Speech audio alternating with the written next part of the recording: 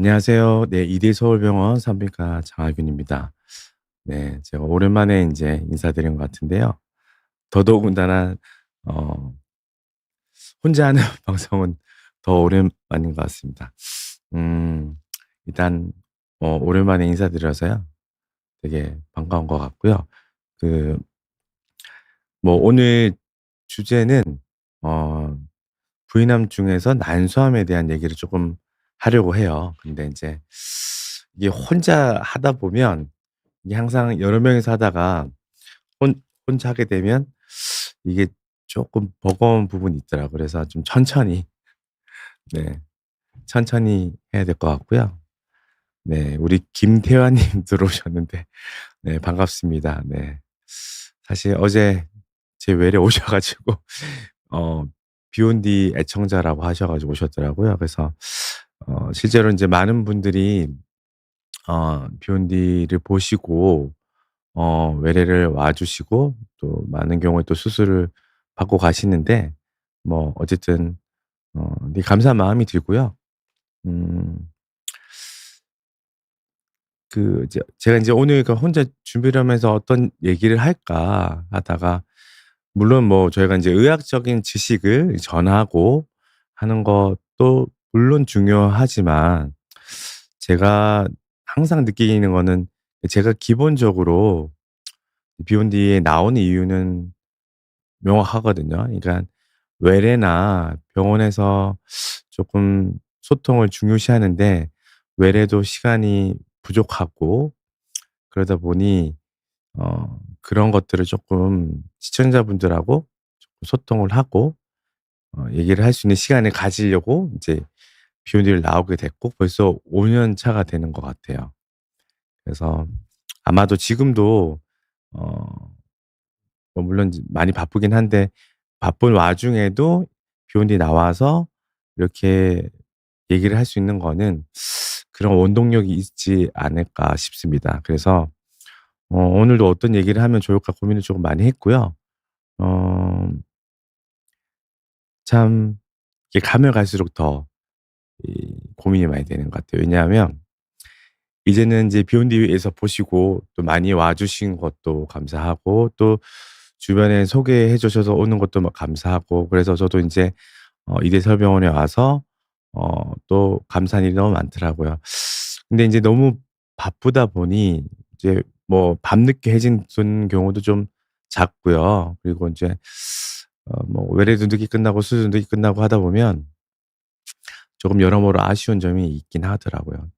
실제로는 거의 월화수목금 거의 매일 일하고 늦게까지 일하고 또 새벽에 일찍 나와서 하다 보면 가끔은 항상 체력이 좋지는 않잖아요. 그래서 체력이 좋을 때는 쪼끔 더 환자분들한테 어 좀 좋은 긍정적인 기운을 좀 전할 수 있는 것 같은데 또 그렇지 않은 날이 가끔 있거든요. 그러면 저도 사람인지라 조금 약간 힘든 모습도 보여 드리고 약간 좋은 기운을 못 전달할 때도 저도 속상하고 그렇더라고요. 근데 어쨌든 음 저는 인제 이 비욘디 이 자리에 서면 이 자리에 오면 항상 드는 생각은 어 특별하게 뭘 준비해야 하는 것보다도 그냥 어 '오늘도 여러분들하고 얘기를 좀 하고 소통을 하고 그러면 좋겠다.'라는 생각이 들어서 오늘도 그냥 여러분들께서 많은 질문 평소에 궁금한 거나 그래서 그런 질문들을 좀 들었으면 좋을 것 같아요. 어 그래서 임마리아 님도 반갑고요. 어머님 때문에 보호자로 몇 번 뵀던 것 같아요. 늘 친절하게 해 주셔서 너무 좋았다고 네 감사합니다. 네. 환자가 요즘 많아진 건 사실이에요.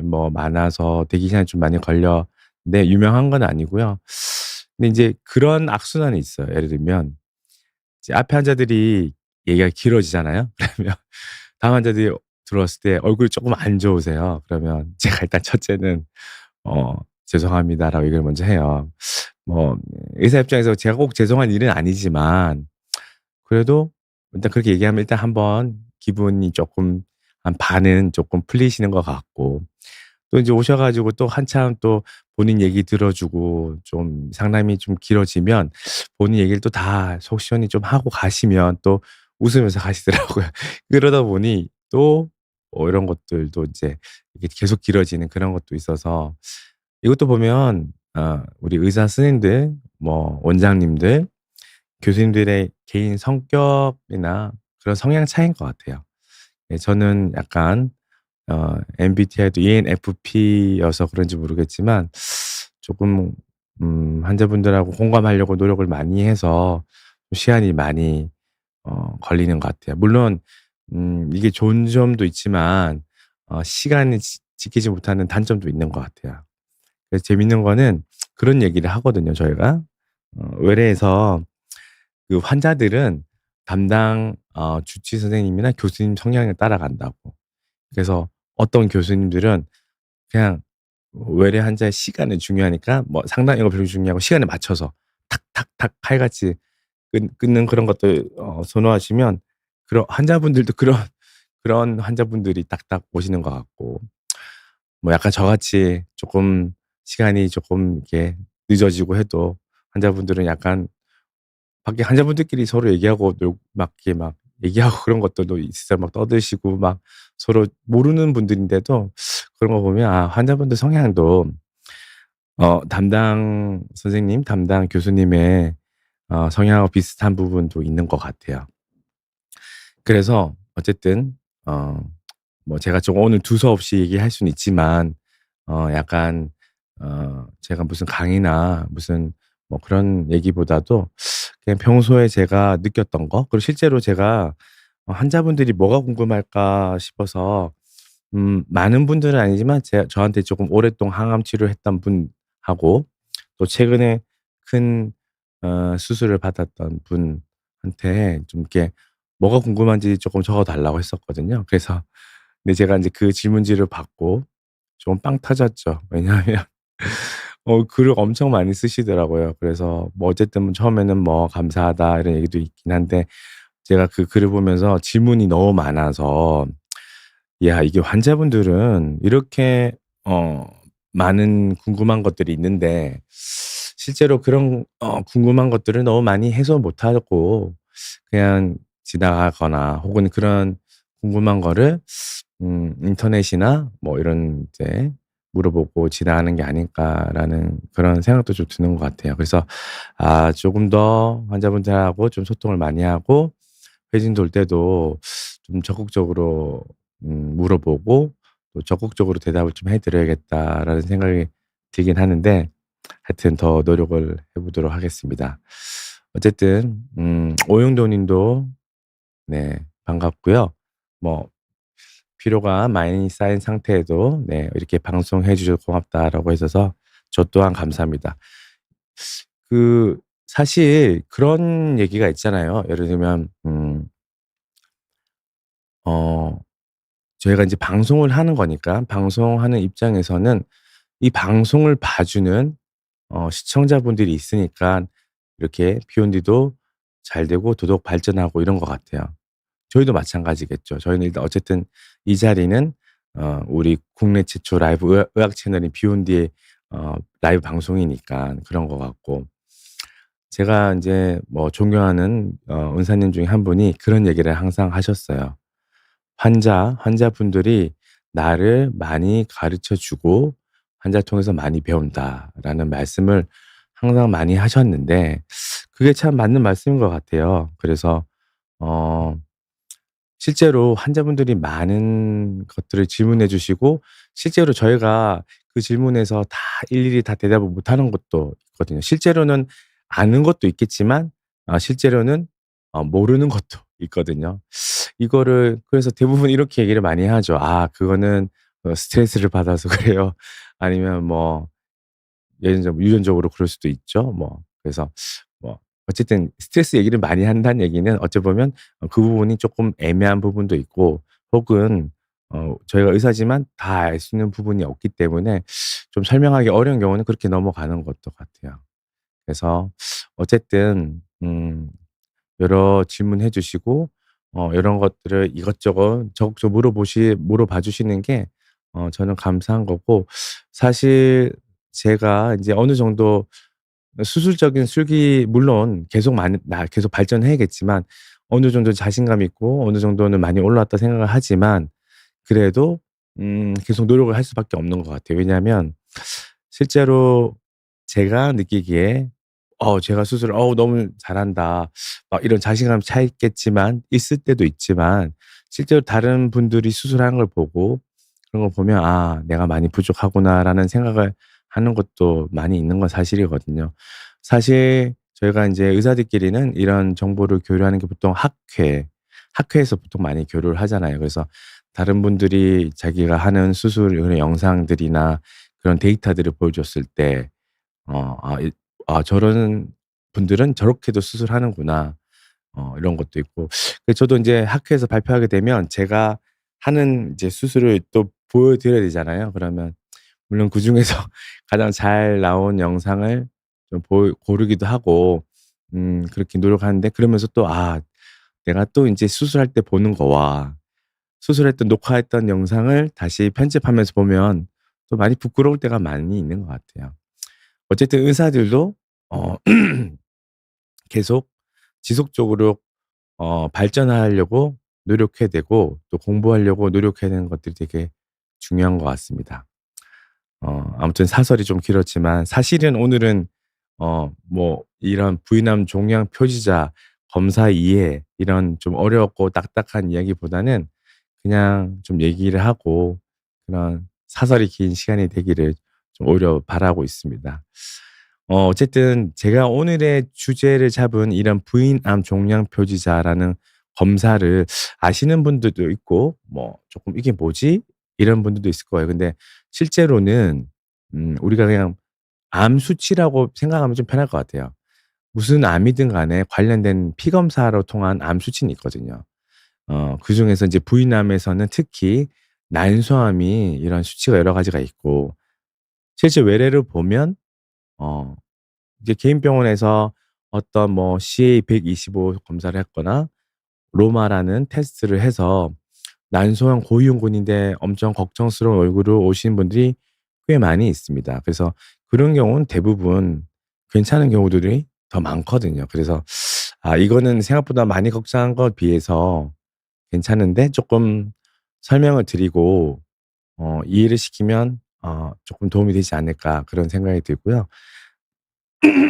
죄송합니다. 다음번에는 아마 자궁경부암 검사 중에서 반응성 세포 변화라든지 뭐 이런 것들은 또 정상이거든요. 근데 그런 경우로 상당히 많이 오세요.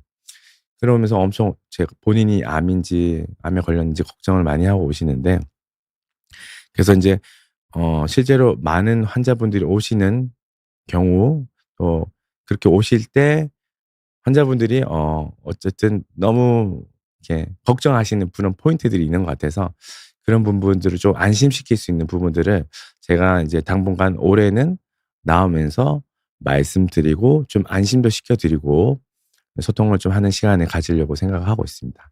그래서 오늘 처음 준비한 내용이 음 난소암 검사, 난소암 수치에 대한 것에서 조금 예의를 하면 좀 걱정을 덜 하시지 않을까라고 생각을 해서 준비해 봤습니다. 저는 지금 현재 이대 서울병원 산부인과에서 근무하고 있는 장하균이고요. 간단히 들어가기 전에 뭐 제 소개를 하면, 혼자 하니까 이런 것도 좀 해 보면 좋을 것 같아요. 학회에서 좀 이런 얘기를 하거든요. 제가 개인적으로 좋아하는 사진이고요. 어 실물에 비해서 아주 잘 나온 것 같고 분위기가 좋은 것 같아요. 그냥 제가 봐도 좀 이 웃는 모습이 여유 있어 보이고 긍정적인 에너지가 있어서 이 사진을 되게 좋아하는 것 같고, 사실은 이 사진은 고대 한산병원에서 찍었던 사진이거든요. 어쨌든 지금 임상부 교수로 근무하고 있고요.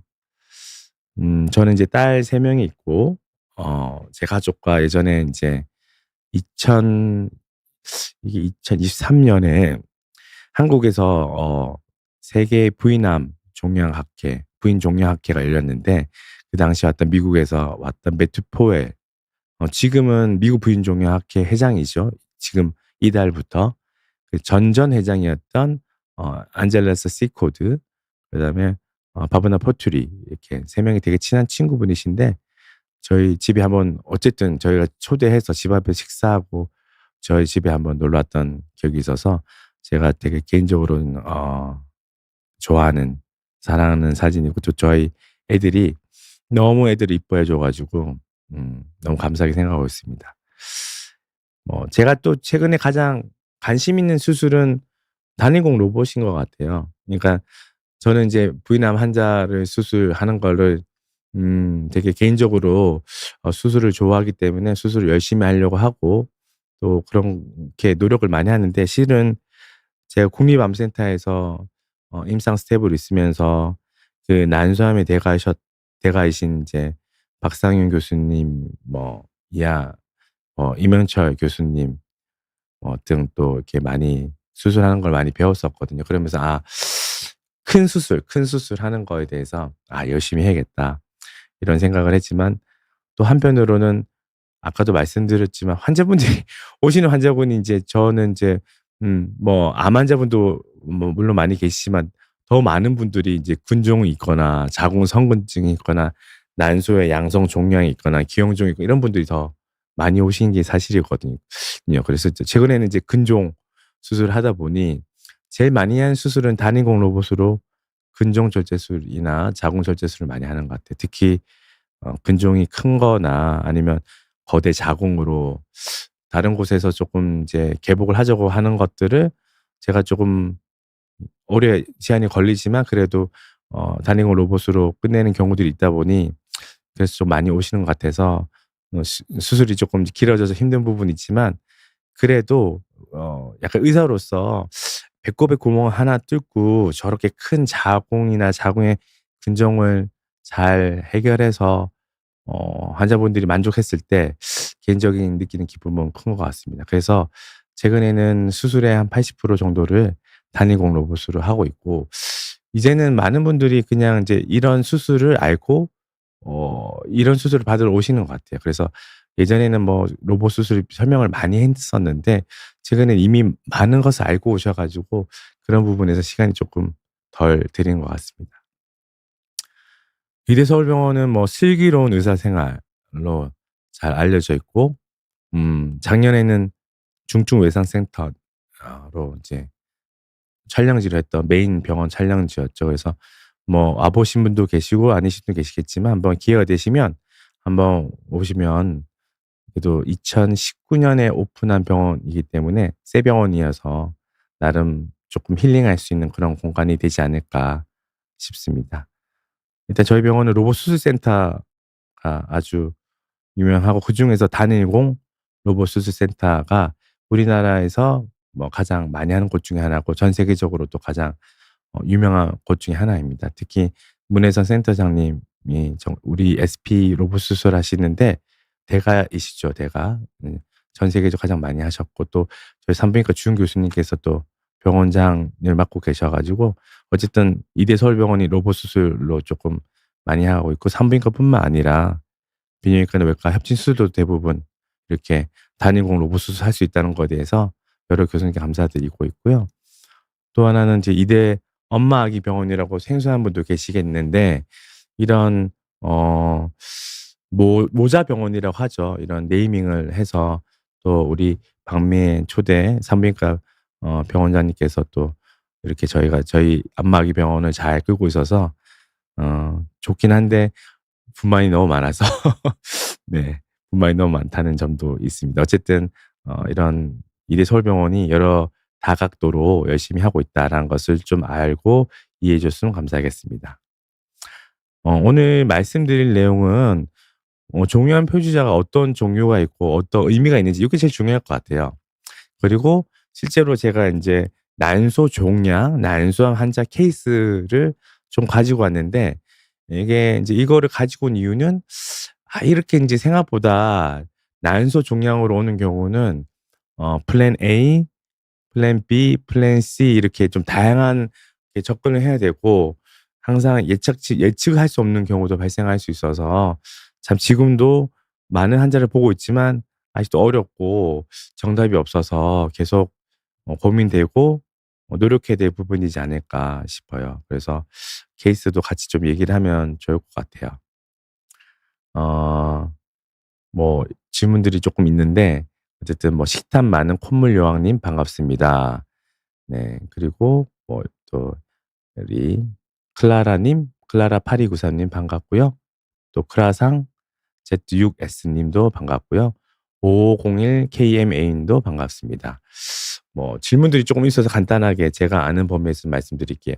임마리아 님께서 "질암 환자도 덜어 있나요?" 이랬는데 우리가 인제 1 년에 3,000명 이하의 발병률을 보이면 희귀암이라고 좀 정의를 하는 곳이 꽤 있거든요.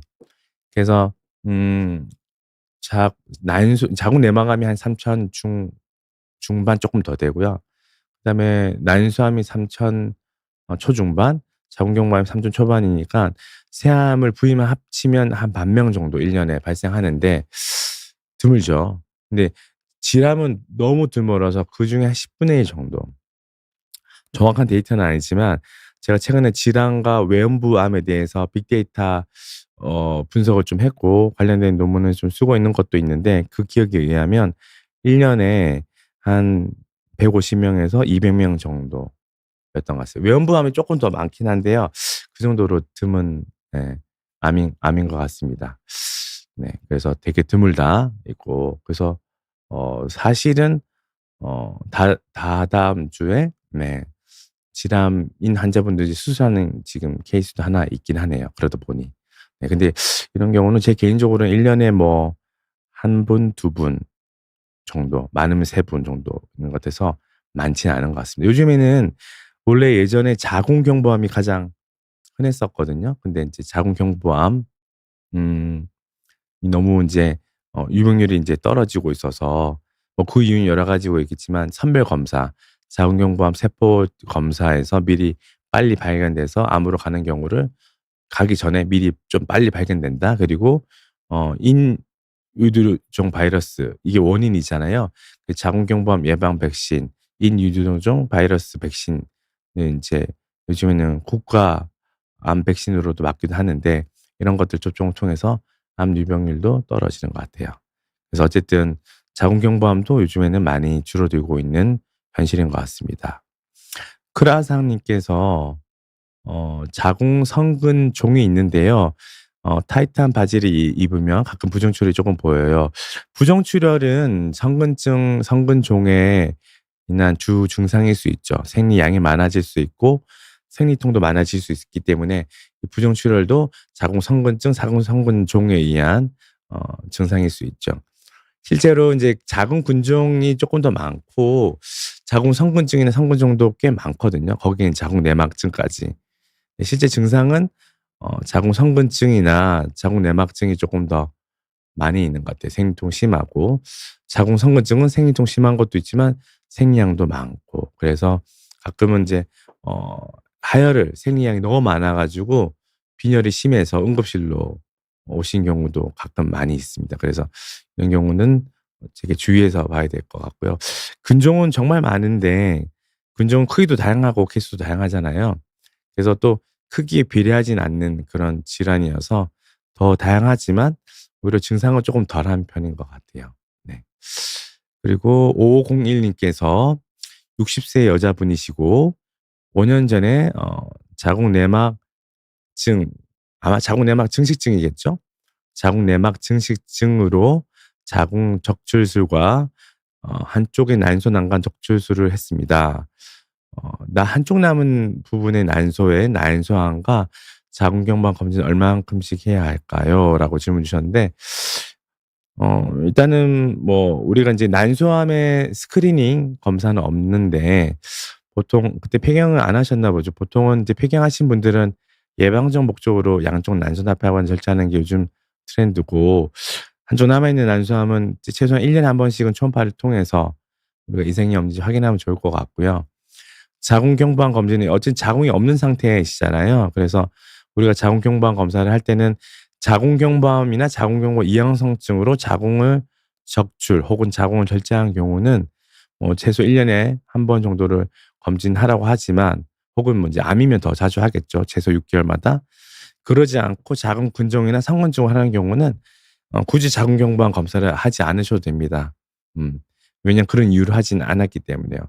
근데 위에서 임마리아 님께서 "질암 환자도 더러 있나요?"라고 질문했듯이 질암이 되게 드물거든요. 그래서 이 드문 질암 때문에 한 번씩 해 보면 좋겠지만 제 생각에는 2 년에 한 번씩 나라에서 무료로 자궁 경부암 검사를 해 주니까 2 년에 한 번씩은 하는 것을 저는 환자분들한테 좀 권하고 있습니다. 그래서 그냥 뭐 학회 차원에서는 2 년에 한 번씩 초음파 보고 자궁 경부암 검사를 하는 것을 추천하고 있다. 이렇게 알고 계시면 될 것 같아요. 그러면 인제 관련된 내용은 쪼끔 말씀드릴게요. 뭐 일단은 어쨌든 종양 표지자 검사 암 수치의 인제 해석이 중요한 거죠. 중요한 메시지는 우리 종양 표지자 암 수치라는 것은 암 진단 검사가 아니에요. 그 얘기를 하는 것은 이게 이 수치가 올라갔다고 모두 암이라는 건 아니에요. 그러니까 이 피 검사를 해서 암 수치가 올라갔는데 걱정이 돼서 오시더라고요. 근데 이게 꼭 암은 아니다. 물론 이게 정상이라고 암이 없는 것도 아니에요. 그런 경우도 있기 때문에. 그래서 이거는 이제 피 검사뿐만 아니라 나이, 그다음에 초음파 같은 이미지, 그런 여러 가지 임상 상황을 같이 고려해서 해석을 하는 게 중요하기 때문에 '피 검사만으로 우리가 암을 진단하지 않는다.'라고 생각하시면 될 것 같아요. 이러한 종양 표지자의 역할은 할 수 있는 것은 할 수 없는 게 더 중요하겠죠 어찌 보면.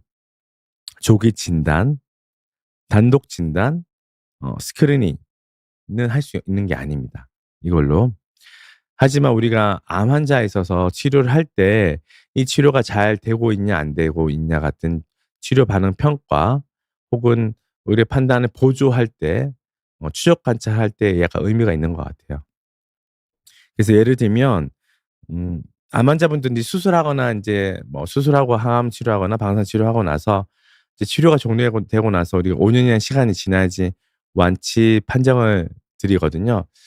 그런 경우에 인제 어떻게 어 우리가 인제 평가를 해야 되잖아요. 치료하지 않던 보통 뭐 첫 2년 동안은 한 3 개월, 4 개월마다 하고 그 뒤에 3년 동안은 6 개월마다 저희가 보는데 그런 것들을 저희가 인제 어쨌든 어 할 때 할 수 있는 것들이 이제 이미지 검사 그리고 CT 같은 이미지 검사 그리고 피 검사 이런 종양 표지자 검사를 통해서 할 수 있기 때문에 이럴 때 치료 반응 평가에서 역할이 좀 더 중요할 것 같습니다. 뭐 흔하게 볼 수 있는 여러 가지 종양 표지자 검사 중에서 CA-125라는 게 흔하게 있을 수 있는데요. 상피성 난소암에서 좀 높고 당연히 진행된 경우 3 기, 4 기인 경우에는 되게 높게 나오는 경우가 흔하게 있고요. 조기암 1기 같은 경우에는 50% 이상에서는 이하에서는 이제 정상인 경우도 있어요. 그래서 이게 꼭 민감도가 조기암일 때 낮을 수 있다라는 걸 알고 계시면 될 것 같고요. 더 비특이적으로 상승할 수가 있어요. 그래서 이 수치가 올라가 있는데 막 정상이 35 정도 되는데요. 200, 300, 500 이렇게 올라가 있으면 걱정해서 많이 오시는데 실제로는 뭐 난소는 괜찮은데 자궁 근종이 있다거나 자궁 성근증이 있다거나 혹은 자궁 내막증이 있다거나 혹은 생리 주기에 따라서 임신에 따라서 복막염, 골반염에 따라서도 올라갈 수가 있어요. 그 다양한 이런 요인들이 있기 때문에 그런 것도 조금 고려를 하셔야 될 것 같다. 이렇게 보시면 될 것 같아요. 그리고 인제 H4라고 CA-125보다는 특이가 높은데 이 CA-125랑 HE4 이 검사를 통해서 로마 스코어라고 표현하거든요. 그래서 이 로마 검사를 통해서 난소암의 뭐 고위험군이냐 아니냐를 판단하지만 이제 이런 경우로 많이 오시죠. 왜냐면 제가 개인 병원에서 했는데 로마 검사가 높아 가지고 난소암 고위험군이 너무 걱정이 돼서 왔어요. 라는데 밑에 보시다시피 빨간색으로 스크리닝 툴이 아닙니다. 음. 그래서 이거는 진단 검사의 그런 기본적인 기구는 아니기 때문에 참고하는 거죠. 실제로 로마 검사가 이상이 있더라도 초음파에서 이상이 없는 경우는 대부분 괜찮은 경우가 더 많아요. 그래서 이런 부분들이 생각보다 많이 오시거든요. 물론 이상이 있어서 높아진 경우도 있지만 다른 이상 없이 올라가는 경우도 꽤 있다.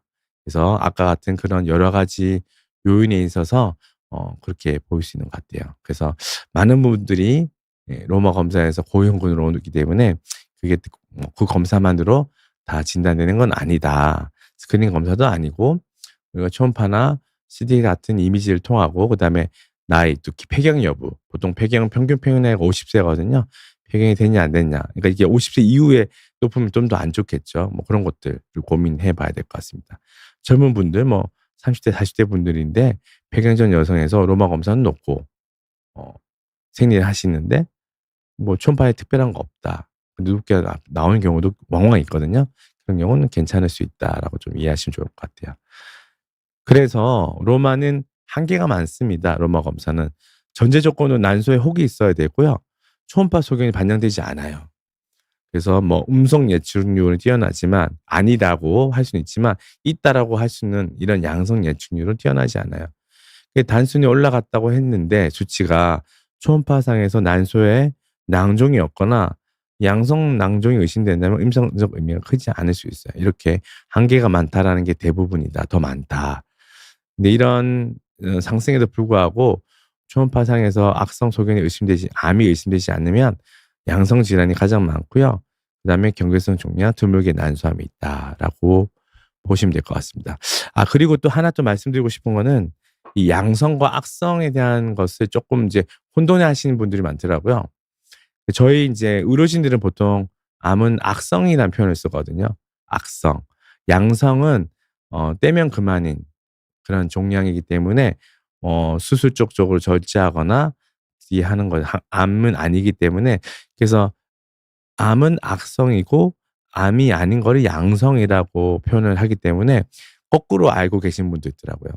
양성이 암이고 악성이 암이 아니다라고 생각하시는 분이 있는데 기본적으로 이제 의사들은 표현을 악성을 암이라 생각하시면 됩니다. 그래서 양성 질환은 떼면 그만인 그런 그런 분류의 진단 질병이라고 생각하시면 될 것 같아요. 뭐 드물게는 이제 젊은 여성에서는 이런 고형성 낭소, 낭종 종양이 보일 때는 여러 가지 뭐 알파 페토 프로테인, ATC, LDH 같은 또 다른 우리 난선 수치를 해서 이런 생식세포 종양 같은 것들도 구별해야 된다 하고요. 또 흔하게 볼 수 있는 것들 CA19-9 점액성 난소 종양일 때 또 SCC나 CA 같은 경우는 자궁 경부암일 때 하지만 모든 검사들이 선별 검사는 아니에요. 이 검사만으로 암이 있다 없다라고 확인할 수 있는 건 아닌 것 같아요. 그래서 하기 쉬운 흔한 오해 및 함정이 CA125가 올라갔다고 무조건 암이인 건 아니고 초음파 소견과 연령이 더 중요하다라고 보시면 되고 반대로 CA125가 정상이라 하더라도 암이 아니라고 확정할 수는 없는 것 같아요. 물론 괜찮은 경우가 훨씬 많이 있거든요. 그래서 이런 것들은 요거 단독으로 우리가 판단하지 않는다라고 알고 계시면 될 것 같아요. 실제로 그래서 저희가 실제 임상 진료를 볼 때는 초음파를 먼저 보고요. 그리고 폐경 여부를 확인하고 혹이 있으면 그다음에 필요한 거기에 맞는 아까 말한 종양 표시자 검사를 선택해서 피 검사를 나가고요 합니다. 그래서 그런 게 확인하고 이게 악성이 의심되는 경우는 이제 수술을 하거나 큰 병원으로 보내거나 이렇게 하죠. 내용은 영어로 적혀 있긴 한데 이제 난소 혹이 있을 때 우리가 어떻게 평가하냐면 일단 먼저 초음파하고 종양 표시자 검사를 통해서 좀 의심이 된다. 난소 종양이 제 양성인 경우도 있고 암은 악성인 경우도 있고 양성과 악성 사이의 경계성 종양이라고 하는데 그런 경우 이제 CT나 MRI를 추가로 검사를 하고 이런 검사를 하는 이유는 어쨌든 난소 종양이 악성인지 아닌지를 감별하기 위한 거죠. 그래서 어쨌든 이런 종양에 대한 평가를 충분히 한 다음에는 어떻게 치료할 건지 그냥 추적 관찰을 하거나 뭐 약물 치료를 할 수 있는 경우는 드물지만 할 수도 있고요. 대부분은 수술적 치료를 해서 조직 검사를 하는 경우가 대부분입니다. 그래서 이런 혹들은 난소 혹이 생겼을 때 우리가 어떻게 되는지는 조금 생각할 필요가 있는데 난소 혹이 있다고 다 치료하는 건 아니죠. 왜냐하면 이런 난소 종양은 정의를 아까도 말씀드렸지만 양성, 경계성, 악성 이렇게 나뉘고요. 이제 우리가 기능성 낭종, 우리가 소위 말하는 물혹은 이런 기능성 낭종. 기능적으로 생겼다가 대부분 없어지는 크게 네 가지로 나뉠 수 있거든요. 난소에 생기는 혹은. 그래서 이렇게 구별하는 것이 또 중요할 수 있겠죠. 여기에 따라서 저희가 초음파를 보고 거기에 맞는 피 검사를 나간다 생각하시면 될 것 같아요. 그래서 어쨌든 이런 종양이 있을 때 여러 가지 악성을 감별하기 위해서는 초음파를 통해서 혹의 뭐 크기, 두께, 고형 성분, 내부 구조 이런 것들을 하고 뭐 혈류가 지나가는지를 보고요. 그다음에 CT, MRI 추가로 필요하면 종양이 큰 경우 주변 장기의 관계, 이런 악성 여부를 평가하는 데 조금 더 추가적인 도움을 줄 수가 있습니다. CA125 검사들 이런 것들이 어쨌든 난소암이 의심되는 경우 보조적인 역할을 하는 경우고요. 어쨌든 최종적으로 우리가 진단하기 위해서는 수술을 해서 종양의 악성 여부를 확인하기 위해서 조직 검사하기 위해서는 어쨌든 어 배 구멍을 뚫어서 복강경이든 로봇이든 혹은 개복이든 해서 조직 검사를 해야 되는 게 중요하겠죠. 어쨌든 종양이 크거나 혹은 초음파에서 혹의 이제 테두리 경계가 불분명하거나 좀 오돌토돌하게 불규칙한 경우, 그다음에 혈류가 많이 가는 도플러가 많이 가는 경우, 이런 경우에서는 조금 더 악성이 더 유리한 악성이 의심된다고 할 수가 있을 것 같아요. 그래서 우리가 초음파를 봤을 때 양성과 악성, 악성이 암이라고 했잖아요. 어쨌든 복잡해 보이고 고형 성분이 보이고 이런 파필러리라고 해서 이런 돌기처럼 유두상으로 막 자라는 거, 두껍고 내부 경막이 불규칙하고 혈류가 많이 들어가고 복수가 보이고 갑자기 최근에 천천히 자란 게 아니라 최근 한두 달 사이에 금방 팍팍팍팍 크는 경우들, 그리고 모양 경계가 불규칙하고 결정, 노들이 있는 경우들을 우리가 이제 악성 종양을 의심할 수 있다라고 보시면 될 것 같아요. 그래서 지금까지 전반적으로 우리가 난소에 종양이 있으면 어떻게 진료를 하고 어떻게 평가를 하는지에 대해서 좀 간단히 말씀드렸습니다. 이게 혼자 방송하다 보면 물 먹을 시간도 없고 해서 보통 이제 여러 명 방송하면 옆에 다른 교수님 얘기할 때 물 마시고 좀 여유 있게 할 수가 있는데 그러지 못해서 조금 이해해 주시면 감사드릴 것 같아요.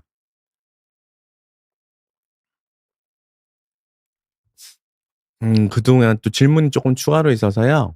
음 "난소암에 인제 증상이 있나요?" 그러니까 "난소암은 무증상인가요?"라고 어 질문 주셨네요. 우리가 인제 자궁암이나 자궁경부암이나 자궁내막암 같은 경우는 증상이 있을 수가 있죠. 그러니까 음 어떤 증상이냐면 이제 자궁출혈 같은 것도 있을 수 있고 복통도 있을 수 있어서 출혈이 가장 빨리 나타날 수 있는 증상인데, 난소암 같은 경우는 배 안에서 혹이 자라기 때문에요. 증상이 잘 없어요. 그래서 무증상이 많고, 난소암의 별명이 있거든요. 어 침묵의 암살자라는 별명이죠. 이게 영화 제목인데 어쨌든 배에서 자라기 때문에 살찐 줄 알고 많이 오세요. '배가 좀 나왔네? 살이 쪘네?' 해서 우연찮게 검사를 했더니 초음파 봤더니 혹이 15 센치 혹이 있어요. "안 좋아 보인대요."라고 해서 오는 경우가 대부분이죠. 증상이 없습니다. 그래서 아까 이제 그 난소암에 대한 선별 검사 5502 KM 님께서 해 주셨지만 어쨌든 최소한 1 년에 한 번씩은 산부인과에 가서 초음파를 보고 난소를 확인해 보는 게 중요한 부분인 것 같습니다. 음. 그래서 증상이 없고 그래서 발견되기 어렵고, 그리고 진단이 되면 대부분 우리가 인제 암은 크게 1 기, 2 기, 3 기, 4 기라고 표현을 하고요. 4 기를 보통 말기라고 표현을 많이 하거든요. 그래서 3 기 말 4 기인 경우들이 난소암에서 한 70% 에서 80% 정도 되는 것 같습니다. 어 그래서 난소암은 증상이 없기 때문에 우리가 선별 검사, 자궁경부암은 선별 검사가 있잖아요. 우리가 매년 하는 자궁경부암 세포 검사를 통해서 자궁경부암이 문제가 있는지 없는지 네 를 알 수가 있지만, 난소암은 매년 초음파를 본다고 해도 이게 선별 검사의 기능은 못한다고 아직 되어 있습니다. 그래도 우리가 할 수 있는 것은 초음파를 자주 보면서 때에 따라서 필요하면 오늘 말씀드리는 종양 표지적 검사, 암 수치를 확인해 보는 게 그나마 우리가 지금 할 수 있는 최선의 방법이지만, 선별 검사 이걸 한다고 내가 암을 빨리 발견할 수 있냐? 그건 아니에요. 그래서 그런 것들을 하기 위해서 음 이제 많은 연구들을 하고 있고 아마 그런 부분들은 발전될 거라고 생각이 됩니다. 네. 윤희 님 오랜만에 뵙네요. 오 올해는 덴버 오시냐고 물어보는데요. 올해는 덴버 갈 겁니다. 7월 20 며칠인데요. 7월 21, 23 인가요? 음 날짜를 한번 보면 날짜를 말씀드릴게요. 7월 16, 17, 18 이군요. 네 덴버. 그래서 가면 꼭 연락드릴게요. 쉑쉑 버거인가요? 무슨 버거였죠? 무슨 기억이 안 나지만 그 로컬 버거 사 주기로 하셔서 제가 잘 얻어 먹도록 하겠습니다. 네. 덴버는 제가 3년 전에 갔나요? 3 년에 전에 갔는데 너무 좋았던 것 같아요. 약간 고도가 높잖아요. 우리 인제 그 야구 콜로라도 로키스 옛날에 김병현 선수가 있었는데 투수들의 무덤이라고 한 이유가 인제 고지대다 보니 공을 치면 인앤아웃 버거. 네 감사합니다. 네 어쨌든 공을 치면 멀리 나가는 거예요. 이제 골프를 치면 비거리가 엄청 나간다고 하더라고요. 저는 그렇다고 못 느꼈는데 어쨌든 고지대다 보니 날씨도 좋고 거기는 크게 불편한 것도 없고 자연 환경도 좋고 도시도 깨끗했던 것 같아요. 다만 걱정은 미국 환율이 너무 어 달러 환율이 높아서 그게 걱정이죠. 네 아무튼 가면 꼭 연락드리도록 하겠습니다. 어쨌든 난소암은 이렇게 아직까지 인제 아주 많이 발견되는 건 아니고 그래도 3,500명 정도 1 년에 진단을 받고 있기 때문에 그중에 한 80% 가까이가 3 기만 사귀고 대부분 이제 수술하고 항암 치료하거나 항암 치료하고 수술하고 다시 항암 치료하거나 이런 경우들이 많이 있고요. 또 재발률도 높아요. 음. 이게 인제 한 80%는 또 재발을 한다 보거든요. 그러니까 난소암을 진단받고 완치 판정을 받는 분들이 20% 다. 나머지 80%는 또 재발을 잘하기 때문에 어쨌든 그런 경우들이 많아서 좀 "예후가 좋지 않다."라고 표현을 하고 있죠. 그래서 우리가 통상적으로 알고 있는 5년 생존율이 한 45% 정도 왔다 갔다 하는 것 같아요. 그래서 중요한 부분은 난소암이 의심되면 눈에 보이는 종양을 최대한 제거하고 눈에 보이는 종양 최대한 제거하는 게 이제 종양 감축술이라고 하거든요.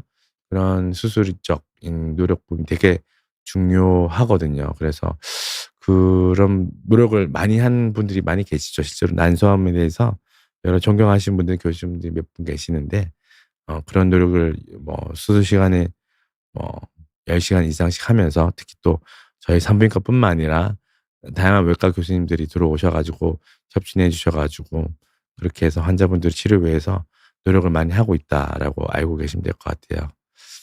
그래도 아직까진 수술을 열심히 하고 항암 치료를 잘해도 워낙 재발률이 높아서 그런 부분에 뭐 환자분들이나 보호자분들이 이제 실망하시거나 그런 경우도 적지 않게 있지만 그래도 저희들이 의료진이 할 수 있는 것은 최선을 다해서 보이는 종양을 제거하고 또 항암 치료를 하고 이렇게 환자분들을 같이 으쌰으쌰 끌고 가는 것이 되게 중요한 것 같아요.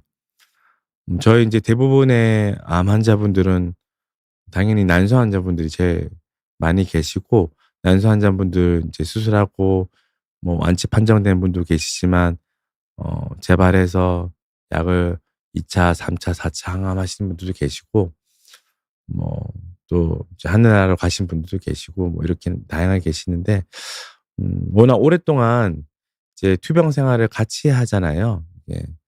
오랫동안 환자분들을 보고 뭐 1 년, 2 년, 3 년, 4년 계속 오래 본 분도 많이 계시기 때문에 여러 가지 저도 의사지만 아 하나의 한 사람으로서 여러 가지 감정이 많이 드는 거는 사실인 것 같아요. 어 그래도 제가 할 수 있는 거는 어쨌든 조금 더 의사로서 의료진으로 최선을 다하는 것도 하겠지만 요즘 제가 드는 생각은 더더욱다나 그런 분들 어 난소 환자뿐만 아니라 어쨌든 아픈 분들의 마음을 조금 더 공감하고 이해하고 그런 노력이 더 중요한 부분인 것 같아요.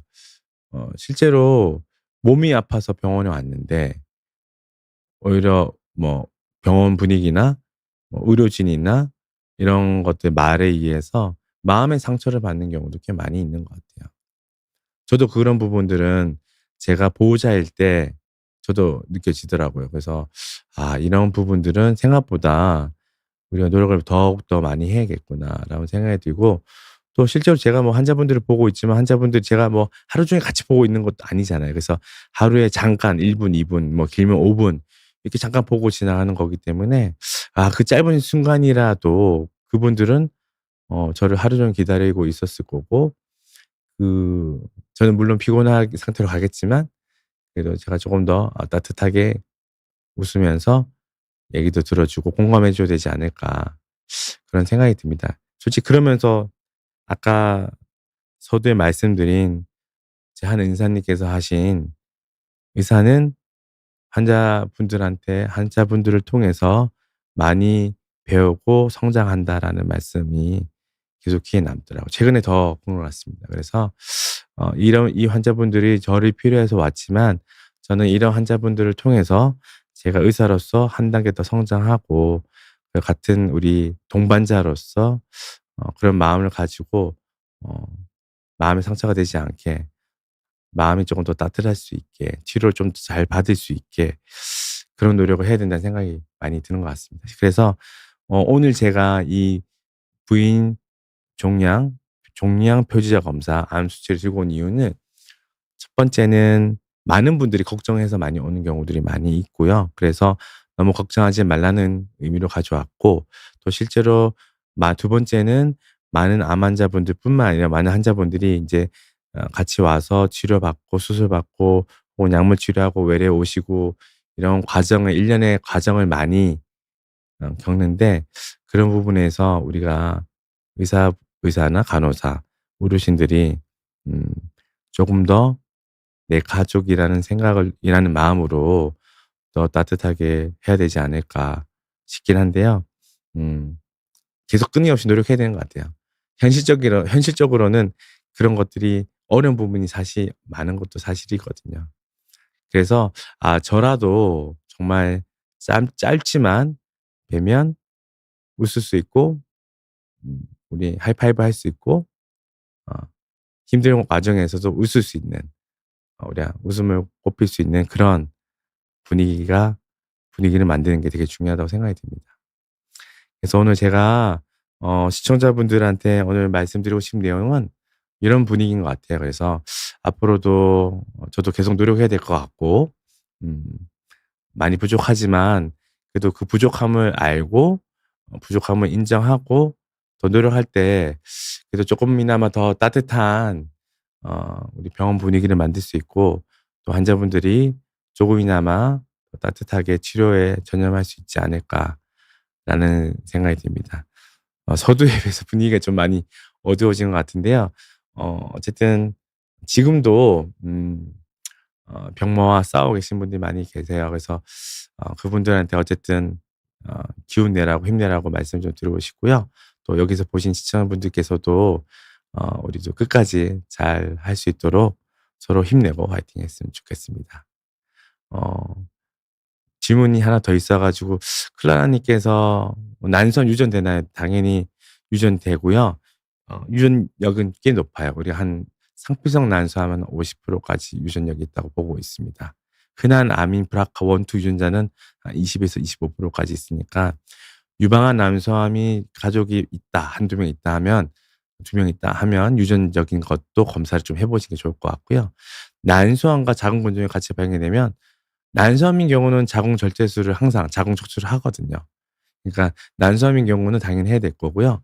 자궁근종이 같이 발견돼도 당연히 해야 될 것 같고. 근데 이제 난소암이 상피성 난소암이냐 아니면 다른 생식세포 종양이냐에 따라 좀 다를 수 있고 또 나이, 가입력 보존을 할 수 있는 상태냐 아니냐에 따라서도 조금 수술의 옵션은 자궁 절제술을 안 하는 경우도 있긴 해요.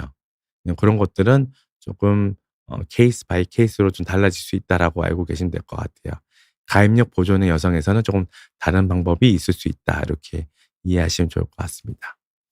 오늘도 시간이 돼서 이제 잘 마무리 멘트를 좀 하도록 할게요. 어쨌든 어 항상 방송을 시작하는 때는 약간 설레는 마음과 약간의 긴장감을 가지고 시작을 하는데, 매번 항상 지금 끝나는 시간이 되면 물론 끝났다는 안도감과 행복감이 있지만, 어쨌든 끝날 때마다 제가 '아 이 자리에 있으면서 어 '내가 참 위로를 받고 가는구나.'라는 생각이 많이 드는 것 같습니다. 어쨌든 어 그런 어 제가 위안을 받으니까 그런 것들이 저도 또 위안을 드리고 싶은 것 같고, 그래서 항상 이런 자리가 감사하게 느끼는 것 같고요.